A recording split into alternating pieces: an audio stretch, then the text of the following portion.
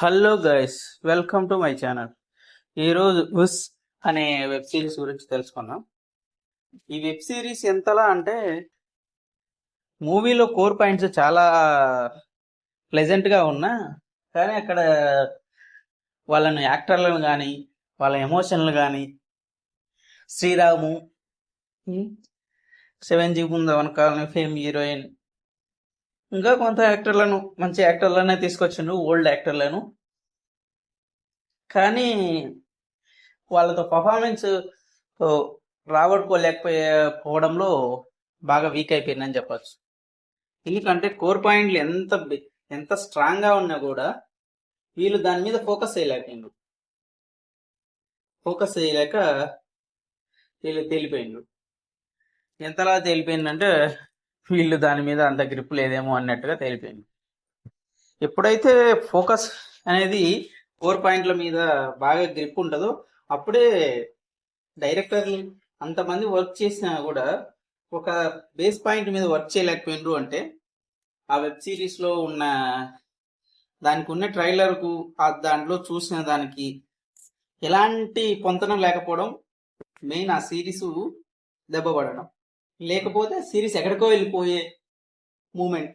When మనం ఆ trailer చూసినట్లయితే ఇది అడల్ట్ కంటెంట్, దీంట్లో ఎక్స్పెక్ట్ చేయడానికి ఎక్కువ ఉంటుంది అనుకోవచ్చు, కానీ అక్కడ ఏం లేదు. ఒక ఒక మ్యారీడ్ అయిన ఉమెన్ తన ఫీలింగ్స్, అది ఒక డివోర్స్ అయిన తన ఫీలింగ్స్ వాళ్ళ ఫ్రెండ్తో షేర్ చేసుకునే విధానం. ఇంకొకటి టీచర్ సెక్స్ గురించి చెప్పడానికి, క్లాస్ చెప్పడానికి ఇబ్బంది పడే విధానం. ఇంకొకటి వాళ్ళ హస్బెండ్ కోసం వెయిట్ చేసే ఒక అమ్మాయి. ఇంకొకటి ఐఏఎస్ చదివి మంచి పొజిషన్కి వెళ్ళాలనుకున్న ఒక అబ్బాయి వాళ్ళ మరదల మీద పెంచుకున్న వ్యామోహం. ఈ మూడు కోర్ పాయింట్ల విషయంలో చాలా పర్ఫెక్ట్గానే ఉన్నారని చెప్పచ్చు డైరెక్టర్. కానీ దాన్ని ఎగ్జిక్యూషన్ చేసే విషయంలో ఫెయిల్ అయిందని చెప్పాలి. వాళ్ళ మధ్యన ఎమోషన్స్ అవన్నీ న్యూ జనరేషన్లో సెక్స్ కావాలి అని డైరెక్ట్గానే వాళ్ళే అడుగుతారు అనే పాయింట్ను అయితే ఏదైతే ఉందో అది క్లియర్గానే ఉంది. దాని గురించి బాగానే చెప్పిండ్రు, అది పర్ఫెక్ట్గానే వచ్చింది.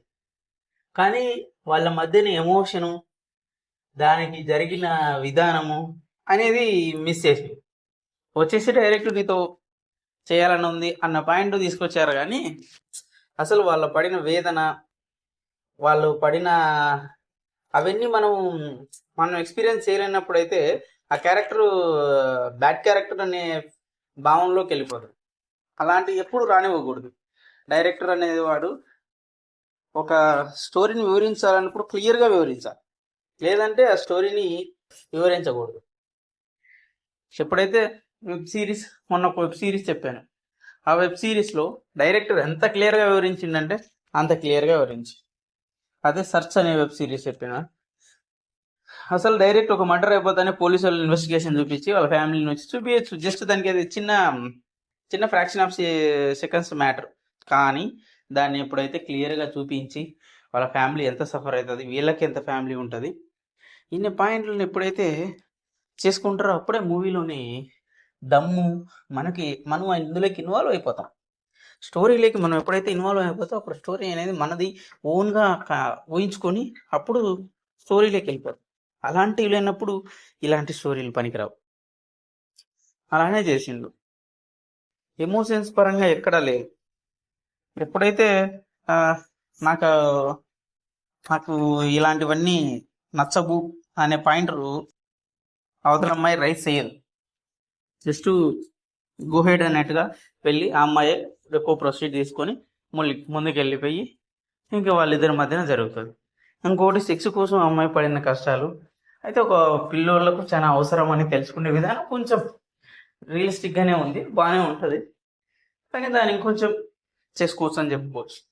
ఇంకో క్యారెక్టరు వాళ్ళ హస్బెండ్ కోసం వెయిట్ చేసి వేరే వాళ్ళతో రొమాన్స్ చేసే సీన్, అది కూడా అసలు ఎందుకు వెయిట్ చేసింది, ఎన్ని రోజులు ఏం పడింది, వాళ్ళ హస్బెండ్కి ఎందుకు చెప్పాల్సి వచ్చింది, ఇలాంటి పాయింట్లను క్లియర్గా చెప్పలేకపోయింది.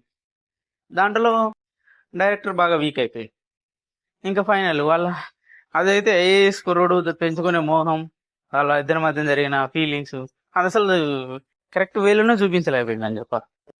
ఇలాంటి పేలవమైన స్క్రీన్ ప్లేను పెట్టుకొని నడిపిస్తే ఏ వెబ్ సిరీస్ ఏ మూవీ నడవదని చెప్పొచ్చు. ఇలాంటి మరిన్ని కొత్త న్యూస్ తెలుసుకోవడానికి, సినిమా రివ్యూస్ వినడానికి తప్పక లైక్ చేయండి, షేర్ చేయండి, సబ్స్క్రైబ్ చేయండి. Thank you all. బాయ్.